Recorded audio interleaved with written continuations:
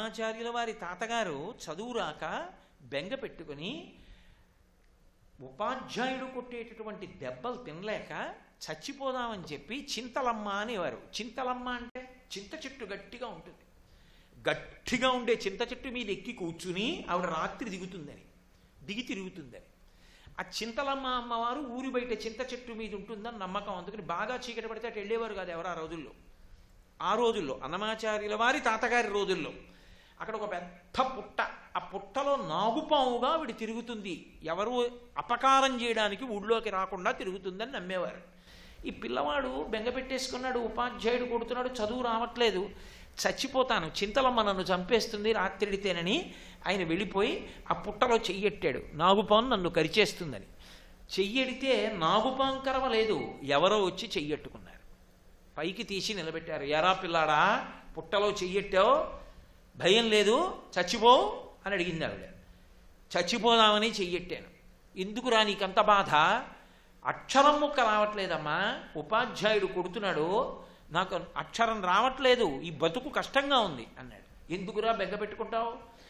నిన్ను అనుగ్రహిస్తున్నాను, నీ మనవడు ప్రముఖ వాగ్గేయకారుడవుతాడు. తిరుమల వెంకటేశ్వర స్వామి వారి సన్నిధానంలో కీర్తనలు చేస్తుంటే వెంకటేశ్వరుడు చెవి ఒగ్గి వింటాడు. చెవి ఒగ్గి వినడం కాదు, నీకొక విషయం చెప్పనా? అన్నమాచార్యుడన్న పేరుతో నీకు పుట్టేటటువంటి మనవడు పాడినటువంటి వైరాగ్య సంకీర్తనలు విని రాత్రి మెట్లు దిగి అలివేలు మంగాపురం వెళ్ళినటువంటి అలివేలు మంగ కాదు అలర్మేల్ మంగ ఆవిడ దగ్గరికి వెళ్ళినటువంటి వెంకటేశ్వరుడు ఉత్సాహం లేకుండా దిగాలుగా కూర్చుంటాడు నీ వైరాగ్య కీర్తనలు విని విని. అమ్మవారు నిన్ను అడుగుతుందిరా శృంగార సంకీర్తన చేయమని, అంత గొప్పవాడు పుడతాడు నీ మనవడు, తరిస్తావులే, పో చచ్చిపోకు అంది. ఆవిడ అనుగ్రహం అన్నమాచార్యుల వారు పుట్టారు. ఆ అన్నమయ్య వైరాగ్య సంకీర్తన చేస్తే వెంకటేశ్వర స్వామి వారు అమ్మవారి గుడికి వెళ్ళి రాత్రిపూట మెట్లన్నీ దిగొస్తూ ఉంటారు. దిగొచ్చి అమ్మవారి గుడికి వెడితే ఇప్పటికీ ఒక చెప్పులు కుట్టుకునేటటువంటి వ్యక్తి ఇంట్లో ఒకప్పుడు పిండి మీద ఆయన పాద ముద్ర మోపారు. దాన్ని బట్టి రెండో పాదానికి కూడా చెప్పు కుట్టాడు అతను. కాబట్టి అటువంటి మహానుభావుడు అమ్మవారి దగ్గరికి వెళ్ళి ఇలా చెక్కిట చేయి చేర్చి విచారంగా కూర్చునేవారట. ఏమి స్వామి అలా ఉన్నారు అంటే, అన్నమయ్య ఏమి కీర్తన పాడాడు అలివేలుమంగ, ఎంత వైరాగ్యంతో పాడాడు, ఏ ఉంది అనేవట. ఎవరు? పరమేశ్వరుడికి వైరాగ్యం కలిగింది. అప్పుడు పద్మావతి అమ్మవారు అన్నమాచార్యుల వారిని అడిగిందట, ఏమిటో మా ఆయన ముఖంలో చిరునవ్వు చూసి అన్నాళ్ళయిందో, ఒక్క శృంగార సంకీర్తన చేయవయా సంతోషించేటట్టు అంటే, అలరులు కురియగా ఆడెనదే అలకలకులుకుల అలమేల్మంగ అని అప్పుడు కొన్ని శృంగార సంకీర్తనలు చేస్తే వెంకటేశ్వర స్వామి వారు ఉత్సాహంగా వచ్చారట. అంతటి వాగ్గేయకారుడు ఎవరి అనుగ్రహంతో వచ్చాడు? అంతకు ముందు తరాల్లో ఉన్న వాళ్ళకే ఆ చింతలమ్మ ఇచ్చినటువంటి అనుగ్రహం. అందుకే గ్రామదేవత అన్న పేరుతో అమ్మవారు ఊరిని రక్షిస్తూ ఉంటుంది. ప్రతి ఊరికి అధిష్టాన దేవతగా ఉంటుంది ఆవిడ. నేను చెప్తే మీకు ఆశ్చర్యంగా ఉండొచ్చు. ఒకానొకప్పుడు అయోధ్యానగరాన్ని విడిచిపెట్టి వెళ్ళిపోయాడు మహారాజు. రామచంద్రమూర్తి యొక్క బిడ్డలు లవకుశుల్లో కుశమహారాజు వెళ్ళిపోయి పడుకున్నాడు వేరొక చోట, రాజధాని మార్చేస్తాను. అయోధ్యానగర అధిష్టాన దేవత కనపడింది ఆయనకి. ఎన్ని తరాలు ఏలయ్యా అయోధ్యని రాజధానిగా చేసుకుని ఇవాళ అయోధ్య విడిచిపెట్టి వచ్చేస్తావా? ఏమైపోవాలి అక్కడ అంతఃపురం అంతా? ఏమైపోవాలి అయోధ్యానగర వైభవం అంతా? మహారాజా తిరిగిరా అయోధ్యకి అని పిలిచింది. ప్రతి నగరానికి అధిష్టాన దేవత ఉంటుంది. అందుకే మంత్రాలు అమ్మవారి గురించి అలా మాట్లాడతాయి. గంధద్వారాంధురాదరుషాం నిత్యపుష్టాంకరీషిణీం ఈశ్వరీగుం సర్వభూతానాం తామిహోపహ్వజే శ్రియం. గ్రామములుగా, నగరములుగా, నదులుగా, సముద్రములుగా విభూతి ప్రసారం చేసి మహదైశ్వర్యంతో ప్రకాశింపచేస్తుంది ఒక్కొక్క చోట. నేను పూర్వం ఒకసారి ముంబైలో ఉపన్యాసాలు చెప్పడానికి రాత్రి విమానంలో వెళ్ళాం, మా మోహన్ రావు నేను. వెళ్తున్నప్పుడు విమానం రాత్రి దిగుతోంది. ఎంత దూరం ఎటు చూసినా దీపాలే, ఎన్ని దీపాలు, అన్ని దీపాల మధ్య నగరం ప్రకాశిస్తుంటే నాకు ఇదే జ్ఞాపకానికి వచ్చింది. అక్కడ అమ్మవారు ఎంత అనుగ్రహించిందో ఆ భూమిని. ఒక్కొక్క చోట ఒక్కొక్కలా ఆవిడ ప్రకాశించింది. అంత అనుగ్రహించింది. ఎన్ని లక్షల మంది నివాసం ఉంటున్నారు, ఎన్ని ఉద్యోగాలు చేస్తున్నారు, ఎంతమంది అన్నం తింటున్నారు, ఎంతమంది నీళ్లు తాగుతున్నారు, ఎంతమంది భోగం అనుభవిస్తున్నారు. భారతదేశపు ఆర్థిక రాజధాని అని పేరు పొందింది. ఒక్కొక్క ఊరికంతంత సౌభాగ్యం పట్టింది అంటే అమ్మవారి యొక్క అనుగ్రహ విశేషం చేత పడుతుంది. అది గ్రామములుగా, నగరములుగా, నదులుగా, సముద్రములుగా, ద్వీపములుగా మహదైశ్వర్యంగా ఆవిడ ప్రకాశిస్తుంది. ఒక్కొక్క ఊరు చూడండి, కళాకాంతి ఉండదు, అభివృద్ధిలోకి రాదు. 200 ఏళ్ల క్రితం ఎలా ఉందో ఊరు అలాగే ఉంటుంది. అలక్ష్మీర్మే నశ్యతాం త్వాం మృణే. అలక్ష్మి నశించి లక్ష్మి నిలబడాలంటే, అలక్ష్మి వెళ్ళిపోయి లక్ష్మి నిలబడాలంటే ఆవిడ అనుగ్రహం ఉన్నదా? అలా ఉంటుంది. అంతే. ఒక్కొక్క వ్యక్తి చూడండి, ఆ వ్యక్తి ఆ ఇంట్లో ఉన్న కారణం తిరణాలు కింద ఉంటుంది. వచ్చేవాళ్ళు వెళ్ళేవాళ్ళు, వచ్చేవాళ్ళు వెళ్ళేవాళ్ళు. ఆ తలుపు తీస్తే బాగుండు, ఆయన కనపడితే బాగుండు, ఆయన అలా తిరుగుతుంటే చూస్తే బాగుండని కొన్ని లక్షల మంది ఎదురు చూస్తారు. ఆ వ్యక్తి వెళ్ళిపోయాడు అనుకోండి, అంతే, బావురుమంటుంది ఆ ఇల్లు. పలకరించేవాడు ఉండడు, ఆ ఇంటికి వెళ్ళేవాడు ఉండడు, అతనితో వెళ్ళిపోయింది అంతే. అది శ్రీయం, ఆవిడ అనుగ్రహం. ఒక్కొక్కడికి యశస్సు రూపంలో ఉంటుంది, అంత కీర్తివంతుడు అవుతాడు. అలా నడుస్తుంటే చాలు చూసి మురిసిపోతారు. అబ్బా, ఇవాళ ఆయన కనబడ్డాడండి చాలు అంటారు. అదిగో ఆ కీర్తిని ఇవ్వగలిగిన తల్లి ఎవరు? ఆవిడే. అందుకని ఆవిడ ఏవివ్వలేదు, ఆవిడ ఏదైనా ఇవ్వగలదు. అటువంటి తల్లి ప్రతి ఊరికి అధిష్టాన దేవతగా ఉండి సర్వకాలముల యందు కాపాడుతూ ఉంటుంది.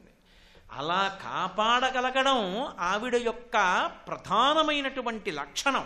అది ఆవిడ సహజ స్వభావం. అందుకే ఎవరు అమ్మవారి పాదములు పట్టి నమస్కారం చేస్తారో, ఎవరు అమ్మవారిని కీర్తిస్తారో, ఎవరు ఆవిడ పాదముల మీద ఒక్క పువ్వు ఉంచుతారో, ఇంత పసుపు ఇంత కుంకం వేస్తారో, వారి పట్ల మరింత ప్రసన్నురాలవుతుంది. ఆవిడికి లేక కాదు, ఆవిడే అందరికీ ఇస్తుంది, కానీ కృతజ్ఞతాభావన. ఆవిడ యొక్క అనుగ్రహ విశేషాన్ని స్మరించాడు, ఆవిడ దయని మనసులో తలుచుకున్నాడు. అమ్మా, నువ్వు కదమ్మా భూమి రూపంలో ఉన్నావు అని పొంగిపోయాడు. ఇవాళ నాతో ఎవరో అన్నారు, నిన్న నేను చూసిన భూమికి ఇవాళ నేను చూసిన భూమికి చాలా తేడాగా అనిపిస్తోందండి నిన్నటి ఉపన్యాసం విన్నాక అన్నాడు ఒక ఆయన. అంటే మనసులో మార్పు వచ్చింది. ఇప్పుడు ఆ రూపంతో అన్ని చిత్ర విచిత్రాలతో ఆయన చూస్తున్నాడు. ఆ పరవశంతో చూడడమే ఉపాసన, అంతే. దానికి ఆవిడ ప్రసన్నురాలైపోతుంది. అందుకే ఆవిడ అనేక చోట్ల అనేక రకాలుగా తన శక్తిని పొటమరింపచేసి లోకాన్ని అనుగ్రహించింది. ఆవిడ ఎక్కడెక్కడ అలా అనుగ్రహించిందో చూపులతో అక్కడక్కడ నగరాలు వచ్చాయి. అందుకే శంకరాచార్యులు వారు సౌందర్యలహరి చేస్తూ విశాల కళ్యాణి స్ఫుటరుచిరయోధ్యాకువలయై కృపాధారాధారా కిమపి మధురా భోగవతిక అవంతి సృష్టిస్తే బహునగర విస్తార విజయ ధ్రువం తత్తన్నామవ్యవహరణ యోగ్యా విజయతే అంటారు. అమ్మ, నీ అనుగ్రహం అమ్మా ఇన్ని నగరాలు వచ్చాయి. మనకి దక్షిణాన ఉన్న ఒకే ఒక్క మోక్షపురి కాంచి. అందుకే ఉన్నటువంటి వాటిలో అయోధ్య, మధుర, మాయ, కాశీ, కాంచి, అవంతిక, పురీ, ద్వారవతీ చైవ సప్తైతే మోక్షదాయక. 7 మోక్షపురులు. ఈ 7 మోక్షపురులలో దక్షిణ దేశం మొత్తం మీద ఉన్న ఏకైక మోక్షపురి కంచి. అటువంటి కంచికి అధిష్టాన దేవత కామాక్షి. అందుకే అమ్మవారి యొక్క ఉపాసన అంత తేలిక లోకంలో ఇంకోటి లేదు. అసలు నేను అమ్మవారి ఉపాసన చెయ్యని వాణ్ణి అన్నవాడు మీకు లోకంలో కనపడ్డాడు. అంతటి అనుగ్రహప్రదాత, అంతటి దయాస్వరూపిణి, రాశీభూతమైనటువంటి దయయే అమ్మవారు. అందుకే ఎప్పుడైనా శివస్వరూపంగా కించిత్ ఆయన ఇలా కనుబమెత్తుతాడేమో కానీ ఆయనగా కనుబమెత్తిన ఆమెగా రక్షణ ఇస్తుంది ఏకకాలంలో ఒకేసారి. ఎందుకనంటే ఇది అంత దయాస్వరూపం. అది అప్పుడప్పుడు కర్మాకర్మ ఫలప్రదాతగా అపచారం జరిగినప్పుడు అని ఇలా అంటాడేమో, అదే రూపం శివా అమ్మవారిగా అని ఇలా అంటుంది. ఆయన్ని పిల్లాడండి తప్పు చేయడం పెద్ద తప్ప, అంత కోపం ఎందుకు అని అంటుంది. అంటాడు ఆయన. అది రెండుగా ఉన్న ఒకటిలోని చమత్కారం. అమ్మవారి దయ గురించి చెప్పాలంటే శంకర భగవత్పాదులు సౌందర్య లహరిలో శ్లోకం చేశారు. అసలు పరమాద్భుతం. ఆయన అన్నారు, మృణాళీ మృద్వీనాం తవ భుజలతాం చతసృణాం చతుర్భిః సౌందర్యం సరసిజభవస్తౌతి వదనైః నకేభ్యః సంత్రస్యన్ ప్రథమమథనాదంధకరిపో చతుర్నాం శీర్షాణాం సమమభయహస్తార్పణధియా అన్నారు. నకేభ్యః సంత్రస్యన్ ప్రథమమథనాదంధకరిపో. మూడో పాదం నుంచి మొదలెడితే తప్ప శ్లోకానికి అర్థం రాదు. ఒకానొకప్పుడు పరమశివుడు ఏం చేశాడంటే చతుర్ముఖ బ్రహ్మగారి యొక్క ఒక మెడ గిల్లేశాడు. ఇలాగా 5 కంఠాలు ఉండేవి బ్రహ్మగారికి. ఎవరు గిల్లినవాడు? నకేభ్యః సంత్రస్యన్. పెద్ద త్రిశూలం పెట్టి పొడవలేదు, పెద్ద యుద్ధం చేయలేదు, పెద్ద ఢమరుకం వాయించలేదు, నందివాహనం ఎక్కి రాలేదు, నంది రెంకె వేయలేదు. ఇలా కూర్చున్నవాడు ఇలాగే గిల్లేశాడు. ఏం చేశాడని బ్రహ్మగారు అంటే, అది శంకర భగవత్పాదుల యొక్క రచన వైచిత్రి.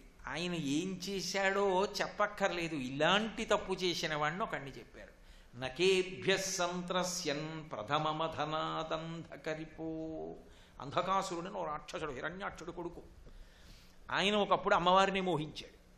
వాడెందుకు మోహించాడు అంటే వాడి చావు వాడు తెచ్చుకోవడానికి మోహించాడు. అందుకే ఆవిడ మహిషాసుర మర్దని. అర్థం లేని కామం అణిగిపోయి ధర్మబద్ధమైన కామం కలగాలంటే ఆవిడ పాదం పట్టుకోవాలి. ఆయన చతుర్ముఖ బ్రహ్మగారిని నాకు చావు లేకుండా వరం ఇమ్మని అడిగాడు అంధకాసురుడు. ఆయన అన్నాడు, అలా కుదరదు, ఎవరైనా గిట్టవలసిందే, ఇంకొక మాట అడుగన్నాడు. ఆయన అన్నాడు, ఏ ఆడదాన్ని చూసేటప్పటికి 3 లోకములు అమ్మా అని పిలుస్తాయో, ఏ ఆడదాన్ని ఎవ్వడూ నేను మగవాణ్ణన్న భావనతో కామించడో, ఏ ఆడదాన్ని కామించిన కారణానికి నేను చచ్చిపోతానో, అలాంటి ఆడదాని యందు నాకు అనురక్తి కలిగితే చచ్చిపోయేటట్టు అనుగ్రహించాను. తథాస్తు అన్నాడు. ఎవరావిడ? లోకజనని. వాగర్ధావివ సంపృక్తౌ వాగర్ధ ప్రతిపత్తయే జగత పితరౌ వందే పార్వతీ పరమేశ్వరౌ. హిమవత్ పర్వతంలో ఆ తల్లి శంకరుడు తనలో తాను రమిస్తూ తపస్సులో ఉండగా పరిచర్య చేస్తోంది. బుద్ధి వక్రించింది. బుద్ధి కర్మానుసారిణి. నాశనమయ్యే కాలానికి అలాంటి బుద్ధులు పుడతాయి. ఎవడో మంత్రి ఒకడు చూశాడు, బహుసుందరాంగి పరమశివుడికి పరిచర్య చేస్తోంది, ఆయన తపస్సులో ఉన్నాడు. ఆయనకెందుకు అటువంటి ఆడది, నువ్వు గ్రహించు. వెంటనే రాయబారం పంపాడు, నిన్ను భార్యగా స్వీకరిస్తానని. అమ్మవారు ధూర్తుడా, ఇది నీ మరణానికి కారణమవుతుందిరా అంది. వాడు వినలేదు. ఆఖరికి పరమశివుడి మీద యుద్ధానికి వెళ్ళాడు. అంధకాసురుడు అంటే ఎంత గొప్పవాడో తెలుసా? నందీశ్వరుడు ఓడిపోయాడు, వీరభద్రుడు ఓడిపోయాడు ఆయనతో యుద్ధంలో. ఓడిపోతే పరమశివుడు కళ్ళు తెరిచాడు. ఏమిట్రా అల్లరి అన్నాడు. పార్వతీదేవిని మోహించేటండి వీడు, పెళ్లి చేసుకుంటాట్టు వచ్చాడన్నారు. ఎంత ధూర్తమైన కోరికరా, ఇప్పుడు నేను తపస్సులోంచి లేచి వీడితో నాకు యుద్ధం ఏమిటి అని ఆ పక్కనున్న త్రిశూలం చేసి ఇలా అన్నాడు. వాడు దానికి పొడుచుకుపోయాడు. తీసి పక్కన పెట్టి ఆయన మళ్ళీ తపస్సు చేసుకుంటున్నాడు. ఇప్పుడు వాడు ఒంట్లో ఉన్న నెత్తురంతా కారిపోయింది. కారిపోయిన తర్వాత సామగానం చేశాడు, సామవేదం పలికాడు. త్యాగరాజస్వామి అంటారు కదా, నాదతను మనిషం శంకరం నమామి మే మనసా శిరసా. ఎవరు ఆ నాదతను మనిషం శంకరం అంటే, మోదకర నిగమోత్తమ సామవేద సారం వారం వారం అంటారు. మోదకర సంతోషపెట్టగలిగినటువంటి నిగమోత్తమ సామవేద సారం వారం వారం. వారం వారం అంటే 7 రోజులకు ఒకసారని కాదు, అస్తమానం అస్తమానం అని. వారం వారం ఎవరికి నమస్కారం చేస్తాను అంటే, మనస్సుకి శాంతినివ్వగలిగినటువంటి సామవేదము ఎదురుగుండా రాశీభూతమైతే అదే శంకరుడు. నాదతను మనిషం శంకరం, ఆయన శరీరమే నాదము. అటువంటి శంకరుడికి నమామి మే మనసా శిరసా, నేను మనస్సుతో శిరస్సుతో నమస్కరించుతున్నాను అంటారు త్యాగరాజస్వామి. ఈ అంధకాసురుణ్ణి త్రిశూలం పెట్టి పొడిచి అక్కడ పెడితే వాడి శరీరంలో నెత్తురంతా ఓడిపోయిన తర్వాత వాడి మదం పోయింది. పోయి సామగానం చేశాడు శంకరుడి మీద. ఆయన సంతోషించాడు. అలా అంధకాసురుడు ఏ దోషం చేశాడో అటువంటి దోషం ఒకప్పుడు బ్రహ్మగారు చేశాడు. చేస్తే పరమశివుడు చూశాడు, గమనించాడు. ఓహో 5 ముఖాలున్నాయి అనుకుంటున్నాడు బ్రహ్మగారు. ఒకప్పుడు బ్రహ్మగారికి 5 ముఖాలు ఉండేవి, పరమశివుడికి 5 ముఖాలు. ఏమిటి తేడా? నాకు ఆయనకి ఇద్దరికి 5 ముఖాలేగా. అందుకని కించిత్ చూడకూడని చూపు ఒకటి చూశాడు ఒకనొక సందర్భంలో. ఇప్పుడు దానికి ప్రసక్తి ఎందుకు? శంకరుడు ఆలోచించాడు, ఓహో 5 తలకాయలు నాకు, 5 తలకాయలు ఆయనకి ఇదే లెక్క కట్టుకున్నాడు అని. నువ్వెంతటి వాడివో ఇప్పుడు చూస్తానని ఇలా గిల్లేశాడు. ఏం పెద్ద కష్టపడలా, చతుర్ముఖ బ్రహ్మగారితో పెద్ద యుద్ధం ఏం చేయలే. ఆహా అని ఇలా చూశాడు. చూడకూడని చూపు చూశావే అని ఇలా గిల్లాడు. అందుకే అమ్మవారి పట్ల ఒక్కసారి చూడకూడని చూపు చూసినా అలా చూసిన వాడని తెలిసిపోతుంది. ఎందుకో తెలుసా? కుబేరుడికి మెల్లకన్ను అందుకే వచ్చింది. అందరూ మామూలుగా ఉంటే కుబేరుడు ఒక్కడు మెల్లకన్నుతో ఉంటాడు. ఎందుకుని అంటే ఒకప్పుడు అమ్మవారిని చూడకూడని చూపు చూశాడు, చూసినందుకు కన్ను మెల్లయింది. కాబట్టి నకేభ్య సంత్రస్యన్ ప్రథమ మధనాదంధకరిపో ఆయన తక్కన తలకాయ గిల్లేశాడు. ఇప్పుడు ఏమంటే యుద్ధం చేస్తే ఏదో ఓ 2-3 నెలలు యుద్ధం జరిగి ఇద్దరి మధ్య పెద్ద యుద్ధం అయితే ఓ తల తెంపాడు అనుకోండి, ఇంకా రెండో తల తెంపడానికి మళ్ళీ ఇంకో 2-3 నెలలు పడుతుంది యుద్ధం. కానీ ఆయన ఏం పెద్ద యుద్ధం చేయలేదు, ఇలా అన్నాడు. ఇలా అన్నవాడు ఊరుకుంటాడని ఏమి నమ్మకం? మళ్ళీ ఇంకోటి ఇలా అంటే అది శంకరాచార్యుల వారి కవిత్వంలో గొప్పతనం. ఎక్కడ చెప్పరు బ్రహ్మగారు ఏం దోషం చేశారో. అంధకాసురుడి విషయం చెప్పి అలా అని ఊరుకున్నారు. నేను అలాగే చెప్పాలి, అంతేగాని ఇంకంతకన్నా ముందుకు నేను వెళ్ళకూడదు. శంకరులు ఎలా చెప్పారో అలాగే చెప్పాలి. కాబట్టి నకేభ్య సంత్రస్యన్ ప్రథమ మధనాదంధకరిపో ఇలా గిల్లేసినప్పుడు అమ్మా ఇలా పొడవడం యుద్ధం కాదుగా. ఇలా అన్నవాడు మళ్ళీ ఇలా ఇలా ఇలా అన్నాడు అనుకోండి, 5 తలకాయలు పోతాయి. అందుకని ఓ తలకాయ ఇలా గిల్లేగానే ఆయనకు అర్థమైంది ఆయన ఎంత శక్తివంతుడో. ఒరే యుద్ధం కాదురా, గిల్లే అవతల పారేస్తాడు అంతే గోళ్లతో. అమ్మ బాబోయ్ ఇప్పుడు ఎవరు నాకు రక్షణ అని చూశాట. చూసేటప్పటికి ఎవరు కనపడ్డారంటే మృణాళీ మృద్వీనాం తవ భుజలతానాం చతసృణాం. తామర తీగ ఇలా వచ్చి చివర తామర పువ్వు పూస్తుంది. అలా అమ్మవారి చేతులు ఇలా తామర తీగల్లా ఉంటే ఈ చివర అమ్మవారి చెయ్యి తామర పువ్వులా ఉందిట. వెంటనే బ్రహ్మగారికి అమ్మవారికి ఉన్నటువంటి ఒక సంబంధం అర్థమయ్యేటట్టుగా తలెత్తి చూసేట. ఏమిటది? సరసిజ భవస్తౌతి వదనై. అది శంకరుల యొక్క వాంగ్మయం అంటే అలా ఉంటుంది. అమ్మా నీ చెయ్యి తామర పువ్వులా ఉంది, నేను తామర పువ్వులోంచి పుట్టాను. మన ఇద్దరికీ ఓ అనుబంధం ఉంది కదా, మన ఇద్దరిది తామర పువ్వు సంబంధం.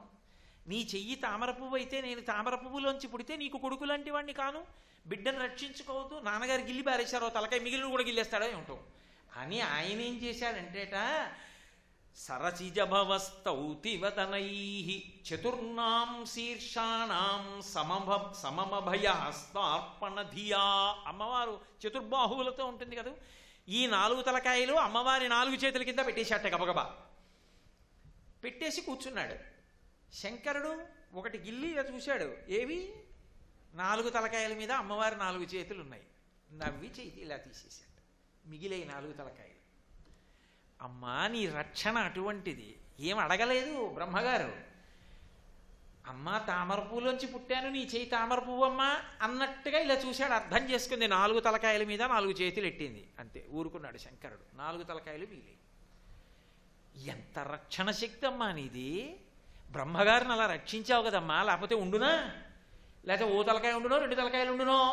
ఎంత అనుగ్రహించావమ్మా నిజంగా! ఎంత వాత్సల్యమమ్మా నీది! ఎంత కారుణ్యమమ్మా నీది! చెప్పకుండా చెప్తారు శంకర భగవత్పాదులు. అని అమ్మవారికి నమస్కారం చేసి అమ్మా పొరపాటు అయిపోయింది తల్లి అని వేళ్ళు విరుచుకున్నాడు. ఎంత తప్పు చేశానమ్మా! తామర పువ్వుని నీ చేత్తో పోల్చానా? నీ చేతి చివర్లు ఎంత అందంగా ఉంటాయి! అసలు ఈ చేతి చివరి భాగాలు ఎర్రటి ప్రకాశంతో అంత అందంగా ఉంటాయే. తామర పువ్వు చివరికి నీ చేతికి ఎక్కడమ్మా సామ్యం?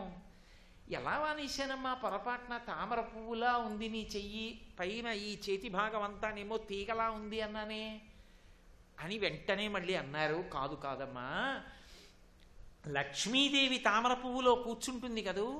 కూర్చున్న తల్లి ఏం చేస్తుంది? సువాసిని కాళ్ళకి పారాణి పెట్టుకుంటుంది.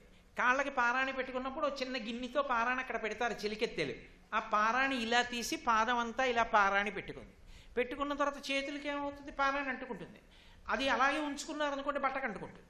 అందుకని ఏం చేయాలి, ఓ పాత బట్టకి ఇలా తుడిచేసుకోవాలి కదూ. అందుకని చుట్టూ చూసింది దేనికి రాసేద్దాం ఆ పారాణిని. తను కూర్చున్న తామర పువ్వుకే ఆ రేకుల యొక్క చివరి భాగాలు కనపడ్డాయి. లేచి మళ్ళీ ఇవాళ రోజుల్లో అయితే నాప్కిన్ అనుకోండి, అక్కడ దాకా ఎందుకనే ఆ తామర రేకుల చివరి భాగంలో లక్ష్మీదేవి తను పాదాలకు పెట్టుకున్న లత్తుక మిగిలిన భాగాన్ని ఇలా ఇలా తుడిచేసుకుంది. ఇప్పుడు ఆ తామర రేకుల యొక్క చివరి భాగానికి లక్ష్మీదేవి యొక్క చేతి వేళ్ల కంటుకున్న లత్తుకొని తుడిచినప్పుడు అసలే తామర చిగురులు కనుక మరింత ఎర్రబడి ఈ లత్తుకతో కలిసి ఎంత ఎర్రగా ఉంటాయో నీ చేతి చివరిలో అంత ఎర్రగా ఉంటాయమ్మా.